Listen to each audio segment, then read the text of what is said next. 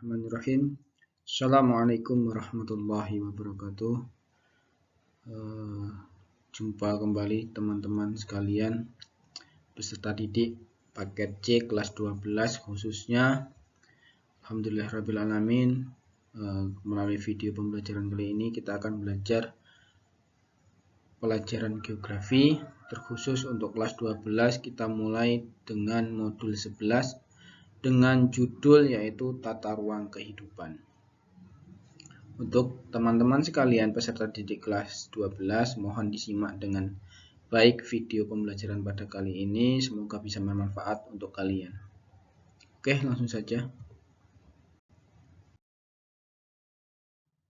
Baik ya teman-teman, tujuan yang diharapkan setelah nanti teman-teman mempelajari modul 11 ini melalui video pembelajaran pada kali ini adalah yang pertama, teman-teman dapat memahami kedudukan dan potensi wilayah berdasarkan teori yang ada. Nah, jadi setelah mempelajari ini, teman-teman diharapkan bisa memahami nih kedudukan dan juga potensi di wilayah teman-teman berada khususnya. Dikaitkan dengan teori-teori yang nanti akan kita pelajari. Lalu yang kedua, menjelaskan potensi pertumbuhan wilayah dalam rangka pembangunan yang berkelanjutan. Setelah teman-teman mengetahui dan memahami potensinya, teman-teman bisa menjelaskan potensi pertumbuhannya yang ada di wilayah tersebut. Tujuannya untuk apa itu? Untuk pembangunan yang berkelanjutan atau pembangunan yang berkesinambungan. Jadi pembangunan itu tidak berhenti pada satu titik saja. Yang ketiga, mampu menjelaskan tantangan dan juga peluang dalam membangun wilayah. Nah, jadi setelah mempelajari materi pada modul 11 ini, teman-teman bisa tahu nih tantangannya dan juga tahu juga solusi atau peluang untuk mengatasi tantangan tersebut. Yang keempat, mampu menggambarkan wilayah menggunakan lahan. Bisa tahu nanti ya, untuk wilayah teman-teman itu penggunaan lahannya mayoritas digunakan untuk apa? Apakah industri ataukah pertanian ataukah sebagai daerah pertambangan.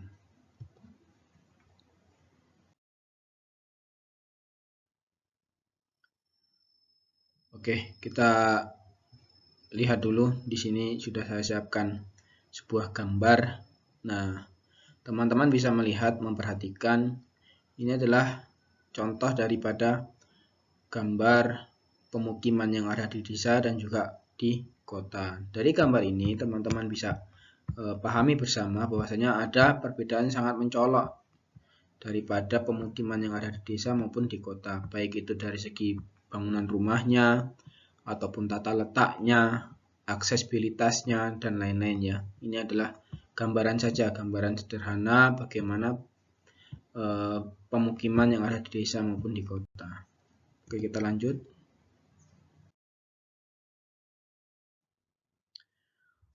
Sebelum kita membahas lebih jauh, kita harus tahu dulu sesuai dengan modul kita di 11 ini adalah tata ruang kehidupan. Jadi teman-teman harus tahu perbedaan dari ruang, wilayah, dan juga perwilayahan. Yang pertama adalah ruang. Ruang itu adalah tempat yang mempunyai batas-batas geografi yang terdiri dari sebagian permukaan bumi dan lapisan tanah di bawahnya, serta lapisan udara di atasnya. Itu ruang. Jadi tempat ini punya batas, ya, terbatas. Terus sebagian dari permukaan bumi, di situ ada lapisan tanah yang ke bawah dan juga lapisan udara yang ada di atasnya, itu ruang. Lalu ada wilayah. Wilayah itu adalah kesatuan objek dan kesatuan manusia. Nah, jadi selain objek baik itu hewani maupun hayati, juga ada kesatuan manusia yang memiliki karakteristik yang sama sehingga dapat dibedakan dengan wilayah yang lain. Itu wilayah. Contoh nanti ada contohnya, nanti kita akan bahas. Ini pengertiannya dahulu. Sedangkan perwilayahan adalah pembagian wilayah-wilayah berdasarkan karakteristik tertentu. Ini lebih spesifik lagi nanti ya. Oke, kita lanjut.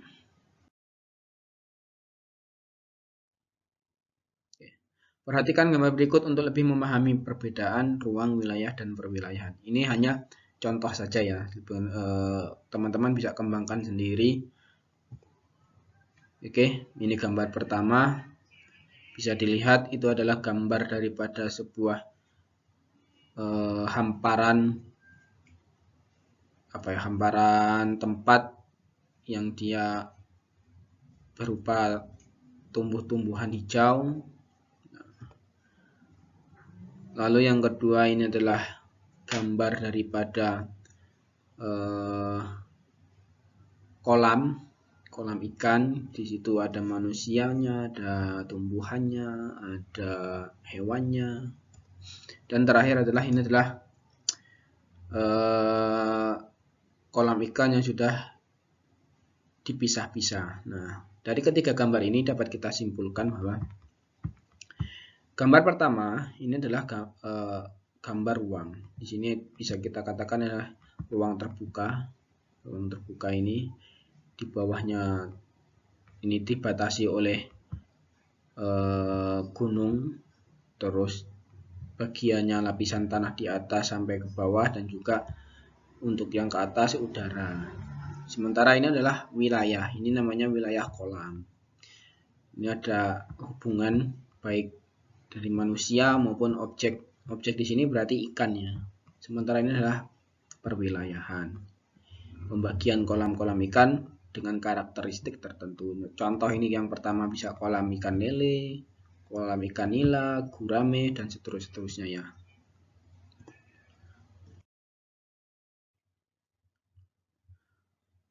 Sementara wilayah sendiri, wilayah ini dapat dikelompokkan menjadi dua, teman-teman. Yang pertama adalah wilayah formal. Apa itu wilayah formal? Di wilayah formal itu bisa dibagi menjadi wilayah internasional dan juga wilayah lokal. Untuk wilayah internasional adalah wilayah formal yang meliputi beberapa negara yang mempunyai kesatuan alam dan kesatuan manusia. Nah, jadi wilayah ini skrupnya luas. Jadi untuk wilayah internasional ini skrupnya luas. Dia dalam meliputi beberapa negara, tapi punya kesamaan atau kesatuan alam dan kesatuan manusia. Jadi satu rumpun istilahnya, atau memiliki satu kesamaan yang sama. Lalu yang wilayah lokal adalah wilayah formal bagian dari suatu negara. Nah, kalau ini dari satu negara punya bagian wilayah. Tetapi bagian tersebut memiliki kesatuan alam dan kesatuan manusia yang sama. Wilayah lokal ini juga sering disebut juga wilayah homogen. Nah, untuk wilayah internasional, teman-teman kalaupun bisa sambil membuka modulnya, di modul 11 itu ada beberapa contoh yang termasuk wilayah lokal. Apa internasional adalah misalnya wilayah Asia Timur, wilayah Asia Selatan, wilayah Skandinavia, dan juga lain-lain. Wilayah tersebut punya kesamaan atau kemiripan baik dari bentang alam dan juga penduduknya. Ini untuk yang wilayah internasional. Sementara kalau wilayah lokal, contohnya bisa pantai yang ada di Jawa, baik pantai utara maupun pantai selatan ya. Di situ punya kemiripan dari segi bentang alamnya, dan juga mempunyai keadaan penduduknya juga sama. Itu yang untuk wilayah lokal. Oke, teman-teman, teman-teman bisa diperhatikan di sini. Saya ambil contoh, ini adalah peta wilayah Provinsi Lampung ini ya. Nah, ini bisa teman-teman lihat, itu ada berbagai warna di situ. Ini adalah contoh daripada wilayah formal yang lokal. Jadi Lampung ini merupakan bagian dari suatu negara, yaitu negara Indonesia. Ini mempunyai kesamaan alam dan juga penduduk ini ya. Ini bisa dilihat, ini ada keterangannya untuk warna hijau tua sampai dengan warna biru.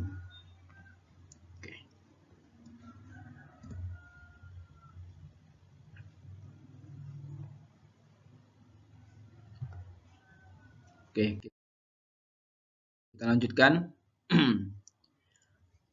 Untuk yang selanjutnya teman-teman, setelah tadi ada wilayah formal, sekarang ada wilayah fungsional. Nah, untuk wilayah fungsional ini, di sini saya sudah menyediakan sebuah gambar, bisa teman-teman pahami bersama. Ini adalah contoh daripada tempat yang biasa kita sebut dengan pasar. Jadi kita sama-sama tahu kalau di pasar ini adalah tempat berkumpul atau menjadi tempat untuk yang dituju oleh banyak orang, baik untuk berbelanja, mencari kebutuhan pokok ataupun mencari mata pencaharian ya teman-teman. Nah, di sini banyak orang-orang datang, baik pedagang maupun pembeli atau bahkan orang yang menawarkan jasa juga bisa banyak kita temui di pasar. Nah, ini sebagai gambaran tentang wilayah fungsional.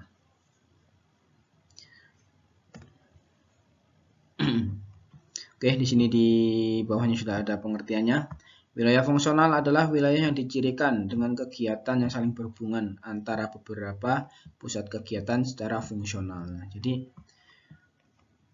dengan adanya ciri-ciri hubungan antara beberapa pusat kegiatan. Nah, di sini pusat kegiatannya apa? Berarti ada pedagang dan juga pembeli. Secara fungsional atau secara fungsi, pedagangnya berarti untuk menjual ataupun menyediakan bahan pokok atau bahan kebutuhan, sedangkan pembeli adalah untuk mencari ataupun memenuhi kebutuhan kehidupannya. Oke, kita lanjut lagi. Selanjutnya adalah perwilayahan. Nah, tadi setelah wilayah ini ada perwilayahan, sama ini juga peta daripada Provinsi Lampung. Nah, kalau tadi untuk wilayah tadi kita ambil secara menyeluruh Provinsi Lampung, sekarang kalau perwilayahan seperti penjelasan di awal dibedakan dengan karakteristik tertentunya. Di sini bisa dilihat Provinsi Lampung ini dibagi lagi menjadi beberapa kabupaten kota. Nah, ini adalah pembagian wilayah berdasarkan karakteristik tertentu, ini namanya perwilayahan. Mulai ada Lampung Barat, Lampung Utara, terus ada Mesuji, Tulang Bawang Barat, sampai dengan Tanjung Karang atau Bandar Lampung.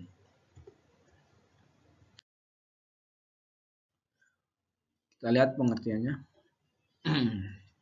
Perwilayahan adalah pembagian atau pengklasifikasian daerah suatu wilayah berdasarkan karakteristik tertentu. Nah, ini tadi sudah di awal ya, teman-teman sudah sama-sama tahu. Jadi untuk perwilayahan ini adalah pembagian dari sebuah wilayah berdasarkan karakteristiknya. Ya, karakteristiknya bisa ditentukan dengan apa? Dengan kita melakukan identifikasi. Untuk selanjutnya adalah manfaat perwilayahan. Yang pertama, mengurutkan dan menyederhanakan informasi. Nah, karena perwilayahan ini adalah pembagian wilayah menjadi lebih rinci, maka untuk informasi yang didapatkan bisa lebih sederhana. Contoh, kita mau mencari informasi tentang Kabupaten Lampung Tengah, ya kita langsung saja ke Kabupaten Lampung Tengah. Nggak perlu kita ke ambil satu Provinsi Lampung. Nah, kalau kita ambil satu Provinsi Lampung itu akan memakan waktu yang lebih lama. Lalu manfaat yang selanjutnya adalah meratakan pembangunan. Nah, ini penting ya teman-teman, karena untuk menjadi sebuah wilayah yang maju, maka pembangunan juga harus mendukung. Nah, kalau tidak dibagi menjadi wilayah-wilayah yang kecil, dalam artian satu wilayah besar, contoh Provinsi Lampung jadi satu saja, nggak ada Lampung Tengah, nggak ada Lampung Barat, nggak ada Lampung Timur, Utara, dan seterusnya, maka pembangunannya pun tidak akan bisa merata. Artinya apa? Mana yang dekat dengan ibu kota provinsi itu yang akan lebih diutamakan. Contoh kalau ambil satu Provinsi Lampung, ibu kotanya ada di Tanjung Karang, maka otomatis pembangunannya akan lebih difokuskan di daerah Tanjung Karang, sementara daerah-daerah yang lain itu akan menjadi wilayah-wilayah yang sekunder atau bahkan dia tidak masuk dalam ring 1 untuk pembangunan. Yang ketiga, manfaatnya memudahkan koordinasi. Koordinasi ini artinya lintas sektoral, koordinasi baik sesama kabupaten kota maupun koordinasi sesama pemangku kebijakan, akan mudah. Selain mudah juga bisa mempercepat ya. Memantau perubahan yang terjadi. Ini manfaat yang keempat. Maksudnya apa memantau perubahan yang terjadi setelah ada pembangunan ini antara 5 tahun yang lalu dengan sekarang bagaimana prosesnya, apakah lebih baik atau tidak. Itu kan terjadi perubahan. Penduduknya apakah lebih padat atau malah lebih sedikit. Lalu progres daripada pendapatan penduduknya bagaimana, dan keadaan-keadaan alam yang lain. Yang terakhir, mengidentifikasi pusat pertumbuhan suatu wilayah. Nah, mengidentifikasi ini berarti ya melakukan pengamatan pusat pertumbuhan suatu wilayah. Pusat pertumbuhan ini baik pertumbuhan penduduk, ekonomi, maupun pertumbuhan dalam hal-hal yang lainnya.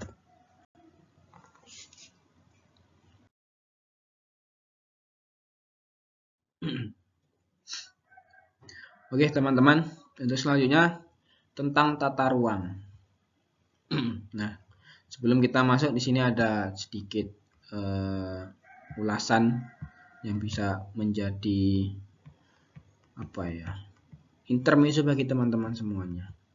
Pernahkah menata peletakan barang dalam sebuah kamar atau sebuah rumah? Pernah nggak kita mencoba untuk meletakkan barang itu dalam sebuah tempat? Apakah tujuan meletakkan barang tersebut? Bagaimana jika kita meletakkan barang semau kita? Lalu perhatikan contoh yang ada di bawah ini. Ini ada dua gambar. Satu terkait gambar daripada perumahan penduduk. Yang satu adalah gambar daripada pemukiman yang ada di bantaran sungai. Kira-kira dari dua gambar ini, menurut teman-teman yang mana yang rapi peletakan tempat tinggalnya?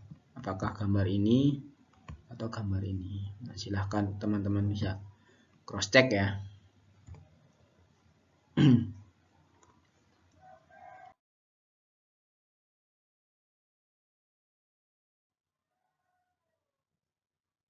Oke, kita lanjutkan.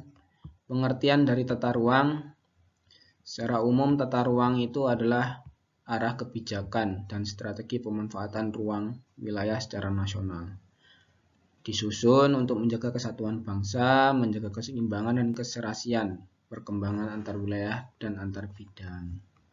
Rencana tata ruang ini dijabarkan dalam rencana tata ruang wilayah provinsi, terus ya rencana tata ruang wilayah kabupaten kota. Nah, ini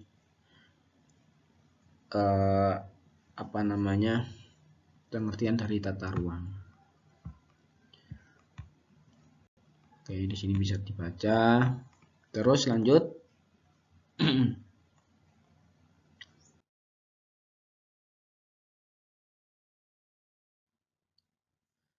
Nah, ini teman-teman alur daripada tata ruang di negara kita. Ini adalah prosesnya mulai dari kabupaten kota sampai dengan yang nasional. Nasional turun ke provinsi, provinsi turun ke kabupaten kota. Sama, ini juga sama. Kembalinya apa? Untuk yang nasionalnya adalah sebagai acuan utama.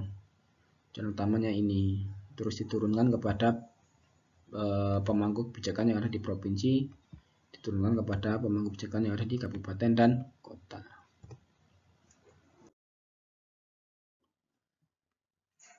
Oke, untuk manfaat tata ruang sendiri, penataan ruang secara umum memiliki berbagai manfaat. Salah satunya, yang pertama, meningkatkan kepercayaan investor. Nah, ketika melihat sebuah wilayah yang tertata rapi, penempatan lokasi ataupun penempatan tempat-tempat itu sesuai dengan mana mestinya, maka investor itu akan melirik daerah dengan baik. Oh, contoh daerah di Provinsi Lampung ini penataan ruangnya bagus, terutama untuk daerah di pinggiran pantai. Dinas-dinas terkait bisa menata daerah pinggiran pantai itu sedemikian rupa sehingga memiliki potensi untuk menarik wisatawan. Akhirnya apa? Investor akan datang. Investor datang memberikan investasi untuk progres pembangunan lagi. Yang kedua, menjaga iklim investasi agar pembangunan berjalan sesuai kebutuhan. Sesuai kebutuhan penduduk setempat tentunya ya. Ini tadi. Investor datang memberikan investasi berupa dana, dibangunlah pembangunan ini tapi sesuai dengan kebutuhan penduduk setempat. Kalau tadi saya sampaikan, untuk daerah-daerah di pinggiran pantai, maka yang sesuai dengan penduduk di pinggiran pantai apa? Nggak mungkin di sana akan dibangun yang namanya untuk pabrik penjemuran gabah. Nah, kan nggak mungkin. Pasti di sana akan dibangunnya apa? Yang terkait dengan hal-hal yang untuk memenuhi kebutuhan penduduk di pantai. Lalu yang ketiga, mengakomodasi kebutuhan penduduk di suatu daerah dengan menciptakan lingkungan yang aman dan nyaman. Kalau tata ruang itu dilakukan dengan baik dan benar, pemilihan jalan itu dilakukan dengan baik dan benar, penempatan pos-pos keamanan dilakukan dengan baik dan benar, maka lingkungannya akan aman dan nyaman. Tidak akan ada yang namanya kemacetan parah, terjadi kejahatan di titik-titik tertentu yang notabene itu harusnya aman tapi malah tidak aman. Paling tidak kan setiap kecamatan ada polsek, kantor polisinya, dan jaraknya juga harus yang mudah diakses, jangan terlalu jauh. Yang keempat, mencegah risiko kerusakan lingkungan melalui efisiensi proses pembangunan. Risiko kerusakan lingkungan ini bisa terjadi apabila masyarakatnya merubah atau mengacaukan tata ruang yang sudah ada. Contoh, sudah dibangun bendungan sedemikian rupa, tempatnya pas, baik, tapi masyarakatnya memindah dengan lokasi yang kurang tepat, maka akan ada resiko kerusakannya. Apakah itu terjadi kekeringan atau malah gampang banjir. Yang kelima, menyelaraskan seluruh aspek fisik maupun non-fisik. Nah, ini menyelaraskan seluruh aspek fisik maupun non-fisik. Aspek fisik itu ya berarti berupa bangunan-bangunan, non-fisik ya berarti konsep-konseptualnya. Diselaraskan dengan apa? Dengan AMDAL, analisis mengenai untuk domain daerah lingkungan. Ini ya. Oke, kita lanjutkan. Nah, setelah teman-teman belajar terkait ruang, wilayah, perwilayahan, dan tata ruang, ini ada penugasan bagi teman-teman semuanya. Apakah sudah memahami atau belum? Kalaupun belum, teman-teman bisa mengulang kembali video ini atau juga dengan bisa melihat modul 11 ya untuk kelas 12 ini. Penugasan yang pertama adalah menjelaskan perbedaan dari ruang, wilayah, dan perwilayahan. Tadi sudah, contohnya juga sudah. Lalu tugas yang kedua, coba membuat sebuah tata ruang sekrup kecil seperti di rumah. Nah, ini maksudnya apa? Teman-teman bisa menggambar untuk meletakkan barang-barang di dalam rumah. Contoh ini, contoh kecil. Ketika di ruang tamu, barang apa yang tepat? Nah, setelah barang itu tepat, peletakannya tepat atau enggak? Apakah kursi itu peletakannya di depan pintu atau bagaimana itu ya.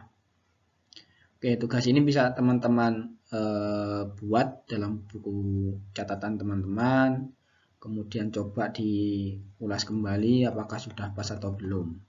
Oke, itu saja untuk pertemuan kali ini ya. Semoga video ini bermanfaat untuk kalian. Tetap semangat belajar. Kita bertemu lagi pada video pembelajaran yang berikutnya.